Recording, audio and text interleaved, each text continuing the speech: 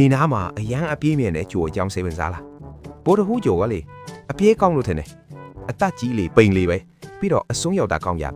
ဒီကောင်ကနေနဲ့အနီးဆုံးဆိုတော့သူ့အကြောင်းကတော်တော်လေးစိတ်ဝင်စားဖို့ကောင်းတယ်ဒီကြိုကမာဂျူရီဆိုတဲ့ယောမနတ်ဖျားတွေရဲ့တန်တမနာမည်ကိုယူထားတာဗျဘာလို့လဲဆိုတော့ရှေးကတဲ့ကဒီကောင်ဟာကောင်းကင်မှာခဏပဲမြင်ပြီးဖြက်ခနဲ့ပြန်ပြောက်သွားတယ်လို့ပဲသူကနေနဲ့အရန်နီးတော့လေးတူဆိုတာမရှိတယ်လို့ပဲဗျသူ့မှာရှိတဲ့အက်ဆိုဆဖီယာဆိုတဲ့အလွာပါပါလေးကလည်းနေစီကလာတဲ့အပူတွေကြောင့်မျက်နှာပြင်ပေါ်လွင့်တက်လာတဲ့ဓာတ်ငွေတွေပဲလေတူမရှိတော့အပူချိန်ကလည်းအစွန်းရောက်တာပေါ့နေဘက်ဆို800ဒီဂရီဖာရင်ဟိုက်လောက်ပူပြီးညဘက်ကျရင်အနုတ်290လောက်ထိအေးခဲသွားတော့ဗျအချစ်ချမ်းသလိုအမုန်းလဲကျမ်းပါဗျခမရသာသူစီသွားနေလို့ကတော့မိခင်ခံရလိုက်ရေခဲဖင်လုတ်ခံရလိုက်နဲ့တိုင်ပတ်နေမှာဗိုလ်တဟူးဂျိုမာကျူရီဆိုတာကျွန်တော်တို့နေအဖွဲ့အစည်းမှာအသေးဆုံးဂျိုရ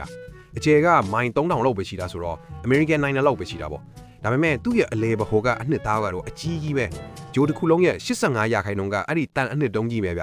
ပြောရရင်အကောင်သေးသေးနှလုံးသားကြီးကြီးနဲ့ကောင်လေးပေါ့ပြီးတော့သူကတဖြည်းဖြည်းနဲ့ကျုံသွားတာဗျနှစ်ပေါင်း4ဘီလီယံကျော်အတွင်းမှာသူ့ရဲ့အနှစ်တုံးကြီးကအေးလာပြီးကျုံသွားတော့ဂျိုရဲ့မျက်နှာပြင်ကိုပါအတွင်းဘက်ဆွဲယူသွားတာအဲ့ဒါကြောင့်သူကအရင်ကထက်4မိုင်လောက်ပိန်သွားပြီဗျအသက်ကြီးလို့အသားတွေတုံ့သွားတဲ့အဖိုးကြီးလို့ပေါ့ဒီကောင်ကနေနဲ့အရန်နီးတော့နေရက်ဆွဲအားကသူ့ကိုတအားဆွဲထားတာဗျအဲ့ဒါကြောင့်နေစီကိုပြုတ်ချမသွားအောင်သူ့လမ်းကြောင်းပေါ်မှာတနာရီမိုင်းသိန်းနှုန်းနဲ့အမြန်ကြီးပြေးနေရတာခမရတို့ကဘာကနေကိုတပတ်ပတ်ဖို့365ရက်စောင့်နေရချိန်မှာသူကတော့88ရက်နဲ့တင်တပတ်ပြည့်သွားပြီဗျတကယ်ကိုမြန်းနေကောင်ပဲ